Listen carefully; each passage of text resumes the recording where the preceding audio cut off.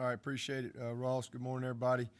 We're excited about getting back home and playing a tough Pitt team. Hard to believe this is Thanksgiving. It's crazy. So happy Thanksgiving to everyone out there.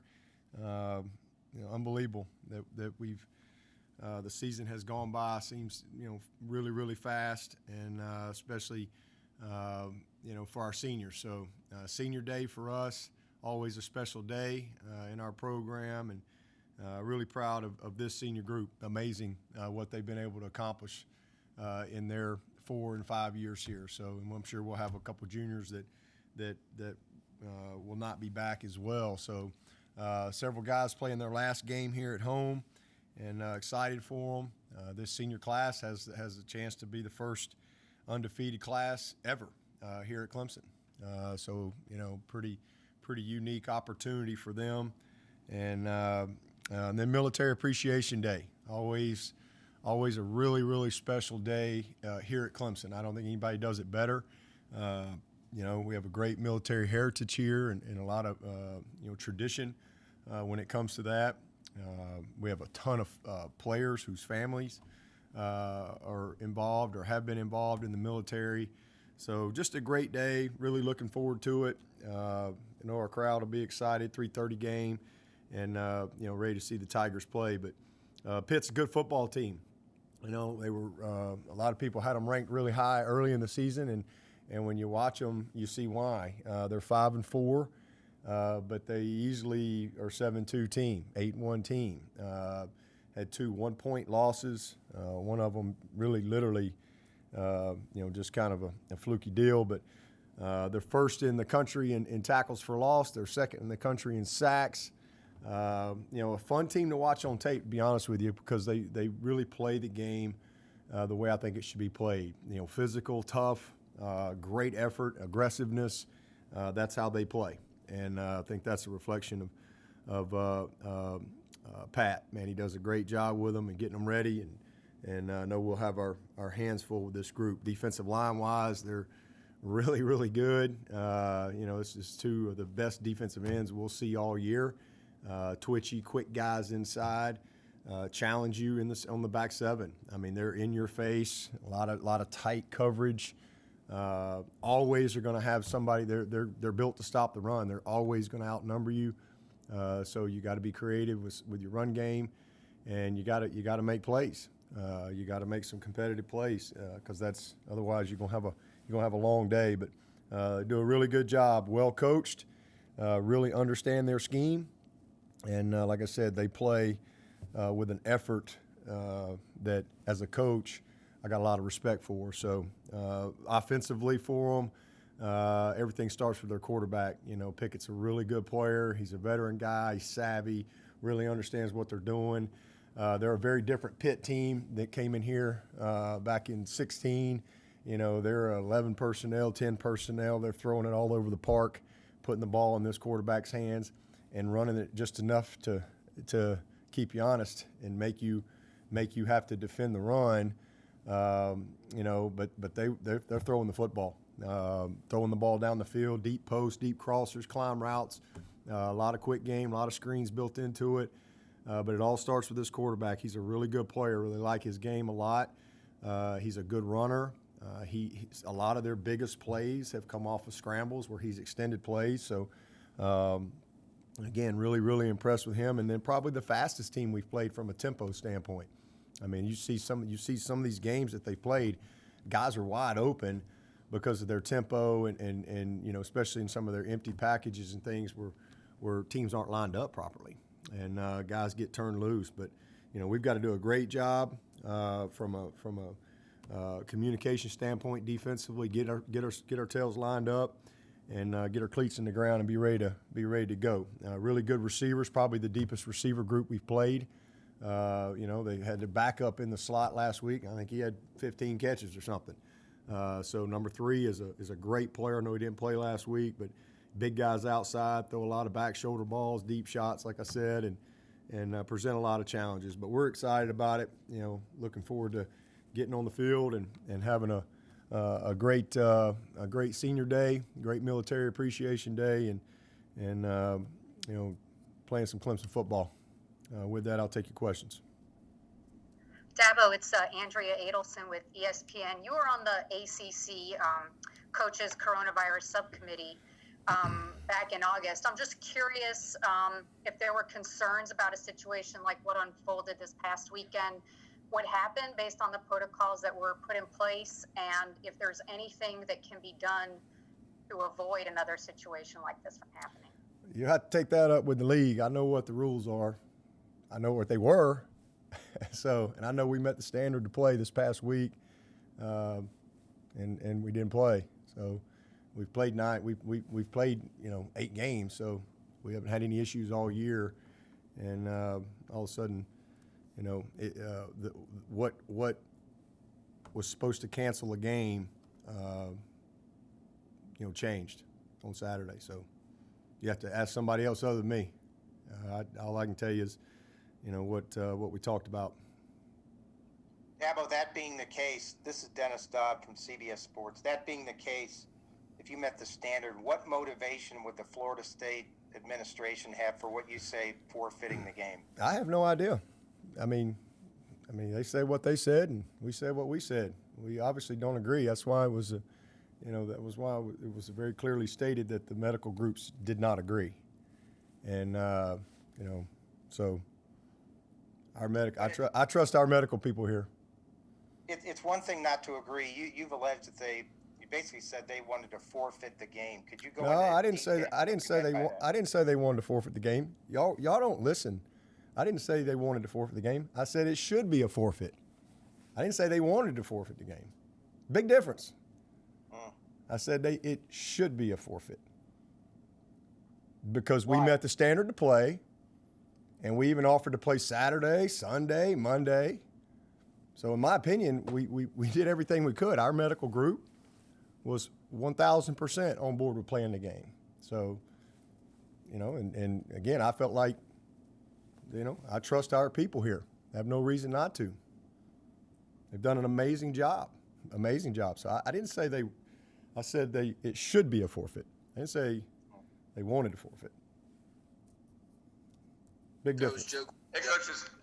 WIS, real quick, is there, because of what happened this weekend, is there any thought to changing the standards or protocols in place based on how FSU reacted, or is everything going to still be the same for you guys? All we can do is follow the guidelines like we've done. We've followed every guideline you can have. So, I just coach the team. I don't come up with the guidelines. We just follow what's been put in place, like we have all year. Coach, it's Trevor Gross from CUTigers.com.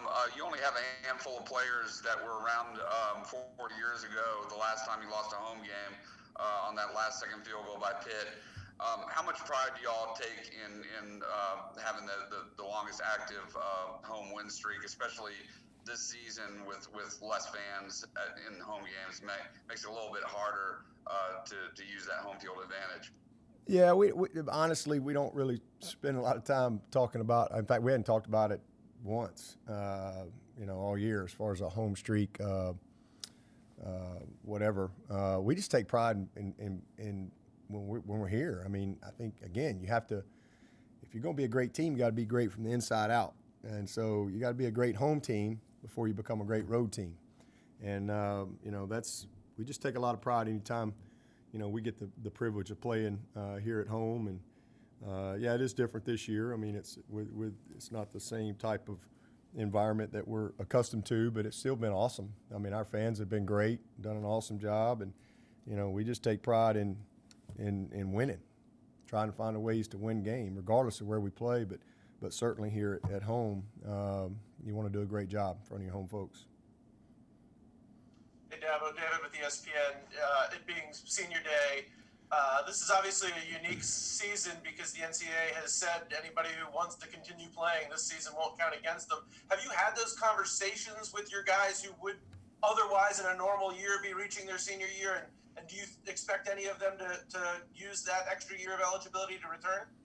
I have, of course. I've had those conversations, and I do expect several of these guys to come back, and super excited about that. I mean, we've got some that I think have already made that decision that we they already know they're coming back and they're not going to, come down the hill for like their last time. But we do have a few that still aren't 100%. They're kind of leaning to coming back. But, we want to go ahead and honor them, kind of like we did Christian Wilkins, if you remember. He was a senior graduate already, and he wasn't 100% sure if he was coming back. And so we went ahead and honored him as a senior, and then, as we all know, he decided to come back. So we got a few of those guys, 3 or 4, that I think are kind of leaning to maybe coming back that we will go ahead and honor because they're just not 100%, but we'll see. So, again, that's another, one of those silver linings, that for some of these guys, I think will be an opportunity for them to even better position themselves for the next level. Is there any names that you can share on that? And also, how do you guys plan to address sort of the roster crunch that will inevitably follow this, whether it's not next year, but the year after or beyond? Yeah, well, this year there's no crunch this year because, none of these guys count against you. Any senior that comes back this year, none of them count against you. As far as moving forward, I think it's still what, right now, if whoever's on the roster this year, eventually they're going to have that choice. And if they come back, you will have to count them in the 85. Now, I do think, according to our compliance, that there's some conversation of not having to count those guys, until this roster, graduates out of here. But, we'll just have to cross those bridges when we come to it. But it's really, to me, it's more the 22 class that I think is probably the most affected right now, looking at our roster. But, I still think it was the right thing to do. And no, I'm not going to get into any names or any of that. Our guys, those are private conversations. And like I said, there's a few of them that y'all will probably figure out that have already decided they're coming back, and there's some others that just hadn't made that decision yet that I think will come back. Dabo, this is Pete at AP. I mean, this could be Trevor's last home game. The bar for you guys was already raised pretty high. If it is, how has he raised the bar even higher for what you guys, for how you guys play and operate?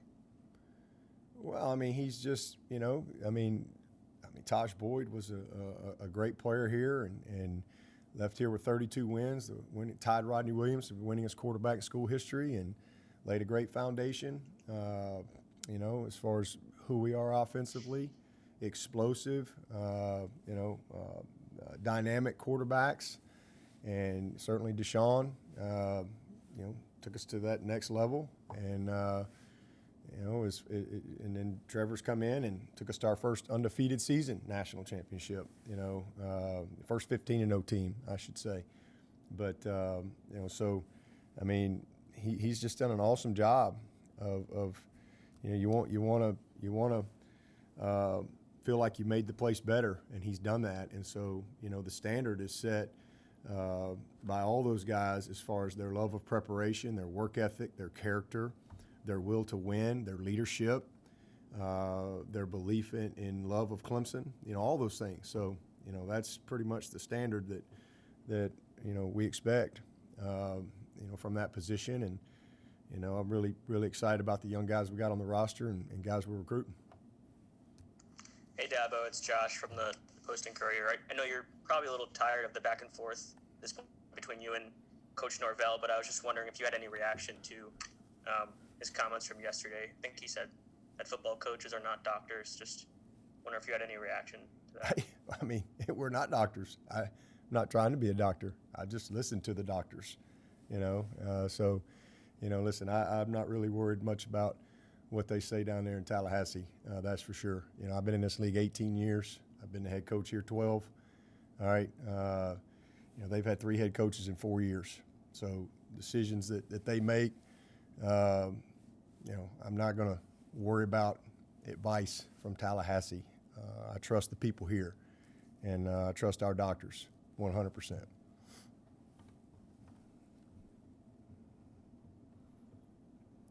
Coaches, Trevor again. Skalski and Frank Ladson were not on the depth chart. Just want to confirm that will they definitely not play this week? I can't not confirm that at this time.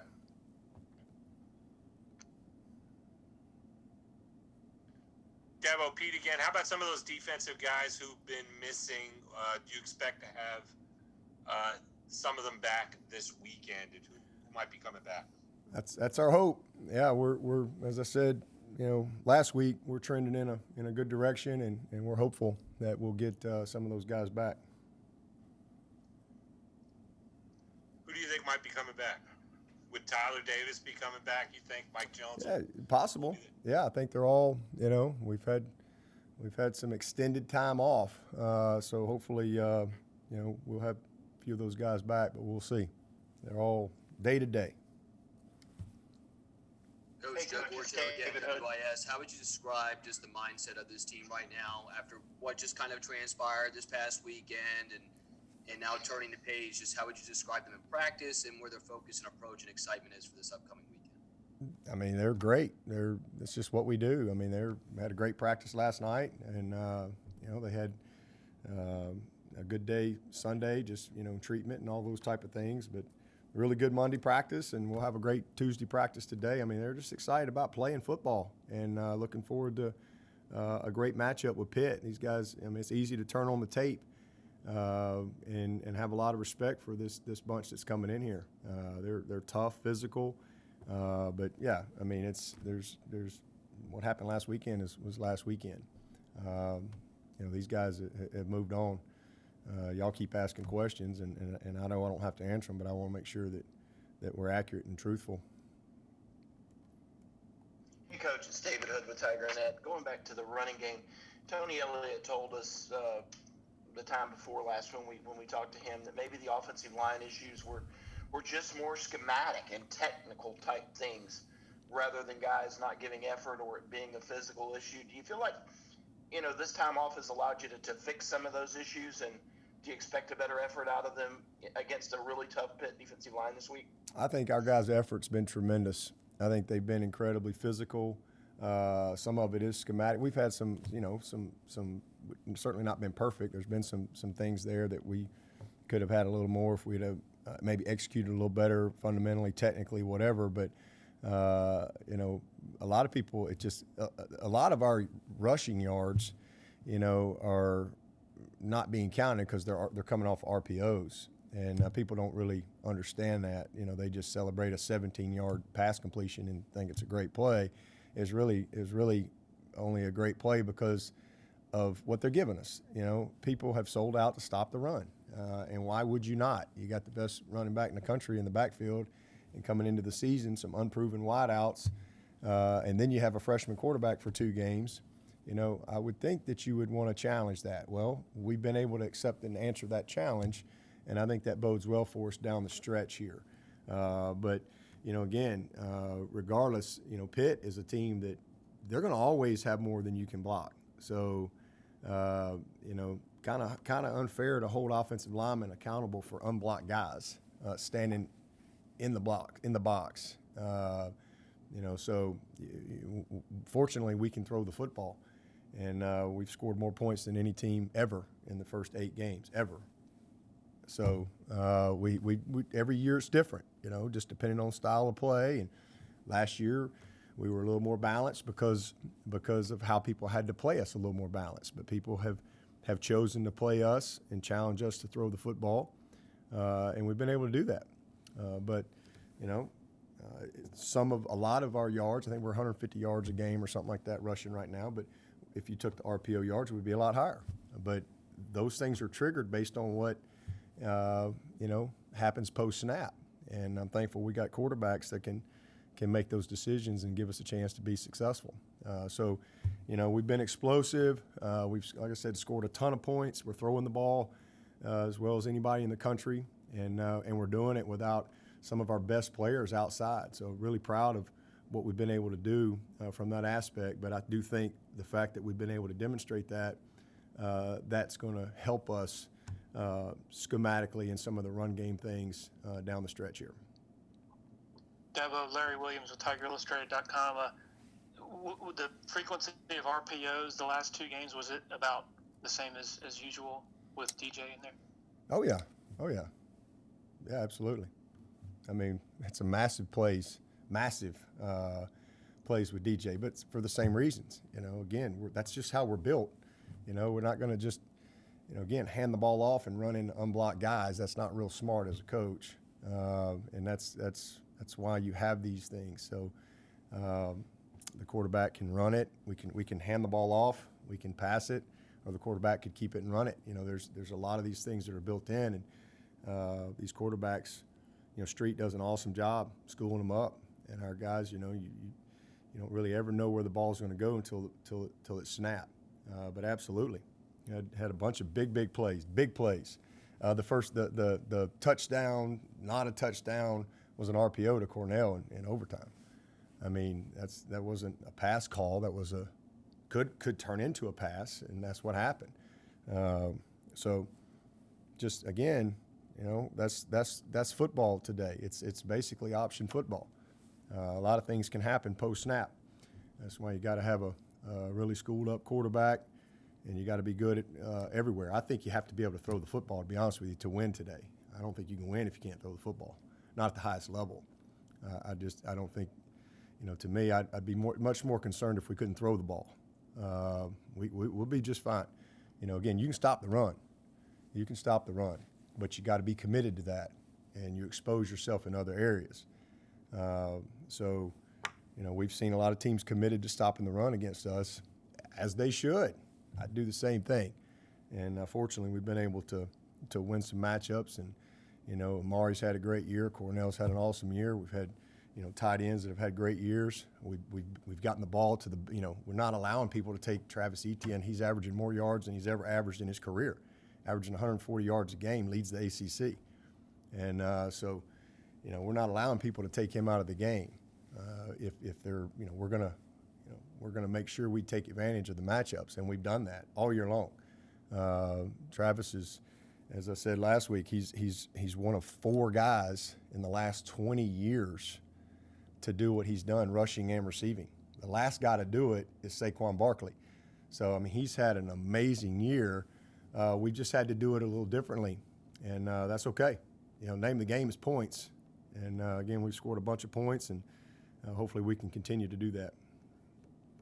You mentioned post-snap decisions.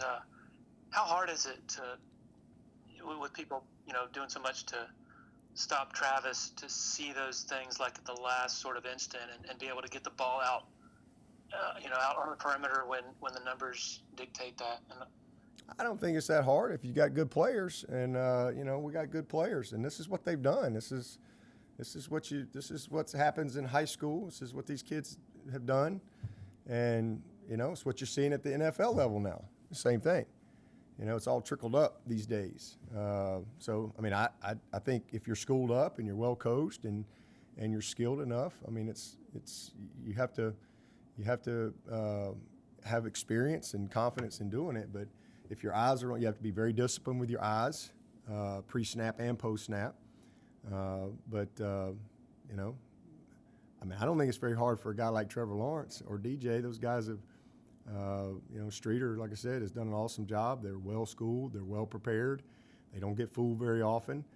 And, as a result, we've been able to, we don't always win a certain matchup, whether it be handing it off in the run game or throwing the ball. But what you want to do is give your guys the best chance to be successful. And, that's where football is today. That's why it's really hard on defenses, because if you got a really good quarterback that's equipped with the tools, it's hard to be right. This is what they've done. This is what Trevor did in high school as far as, ball handling, decision making, post snap. That's what all these kids do nowadays. That's why you better. Considering how well That's why you better have a great quarterback if you're gonna win. You need these teams. If you win nowadays, you better have a quarterback. It's David again. Speaking of those great quarterbacks and how well DJ played, have you guys considered giving him a series here and there during crunch time, just to kind of keep him in the flow of the game, or is it more at this point, because Trevor hasn't played in a month, just letting Trevor go out and take all of the swings that he can get? I'm not going to get into anything like that schematically as far as how we may manage or not manage a game at this point. Those are all to be determined type things. Dabo, it's Phil Kornblut. First playoff ranking comes out tonight. Last thing the committee has seen of you guys was that Notre Dame game. Do you worry that being out of sight, out of mind, not having played in a while, that while other teams have played and won impressively, like say maybe Florida, committee might use that against you guys, not directly against you, but think about other teams that have been playing recently and playing well and winning, and they might scoot ahead of you? I mean, we've played 8 games, so we've played more games than most teams are going to play all year. We've played more games than some of the leagues even have scheduled. So, I think that's their job, is to evaluate not just a week or two or last week, but evaluate the whole season. We've had one loss to the number 2 team in the country in double overtime at their place in an unbelievable game, an incredible game. So I think they got plenty to evaluate Clemson on. So, it don't matter. They can put us 1, they can put us wherever they want to put us, and it doesn't matter. What matters is, for us, is trying to get to the ACC championship. That's what matters. And to do that, we got to beat Pitt. So, it doesn't matter what they say tonight. What matters is how we play Saturday against Pitt. If we take care of business against Pitt, then we move on to the next one. And if we can stay on course, then hey, we control our destiny. We have the opportunity to go compete for the ACC, but we've got to earn our way there. And if we get there, the ACC champion is going to be in the playoff. Just that simple. So, not really worried about what happens tonight on at this point in the game. We got a lot of work to do to get there. Hey, Coach, it's Trevor again. You mentioned that Kenny Pickett ordinarily is a pretty able runner. He had the ankle taped up on Saturday, threw the ball 50 times, but it looked like he was moving around pretty well. How did you evaluate just how he extended plays and moved around in the pocket? He's a problem. He does a great job. He's got a great feel. He's very well coached. You can see a lot of his drill work show up on game day, as far as how he manages the pocket, how he steps up, how he spins out, how he protects the ball, how he creates, he knows where the line of scrimmage is. He knows how to move defenders. He's a really good player. And, again, I didn't see anything other than them score a bunch of points and put up a bunch of yards, with him back. So he's a good player.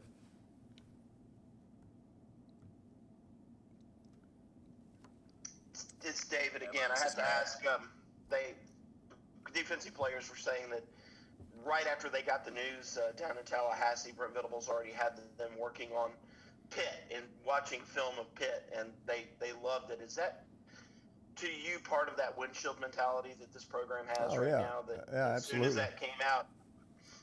Yeah, absolutely. That's where we're all sitting in a big, huge tent with video screens, and we're going to be sitting there a while because we got to find pilots and all this stuff. And so we were already planning a meeting that morning anyway, film study stuff. So we just flip it over to the next opponent, and let's get on with it. So got a head start on these guys, for sure. Dabo, this is Matt. I know Pitt had 16 players out last week. Have you heard anything from them about how they're kind of looking for this weekend as far as playing the game? I have not. I haven't heard anything.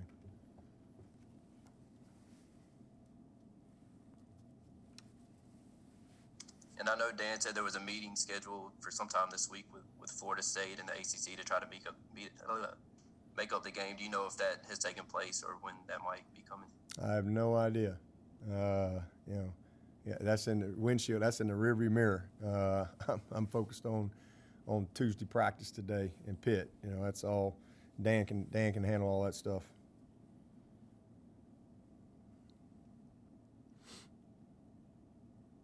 Any other questions for Coach Swinney? Coach, it's Trevor again. I'll ask another one. Virginia Tech has a really good front seven. How impressed were you with what Pitt's offensive line was able to do on Saturday with 3 freshmen starting in that game? They did a great job. I mean, scored a bunch of points, had a bunch of yards. You know, their tempo is a problem. They do a great job. Like I said, they're going to be one of the fastest tempo teams that we've seen, if not the fastest. So they did a really nice job, created some explosives, and made some competitive plays, and got the run game going. You know, they really ran the ball well against them. So you know, did a heck of a job with some of those guys out. Same thing at receiver. You know, number 3, he wasn't able to play, and I think he's a great player. And 7, man, he went in there and had a career day.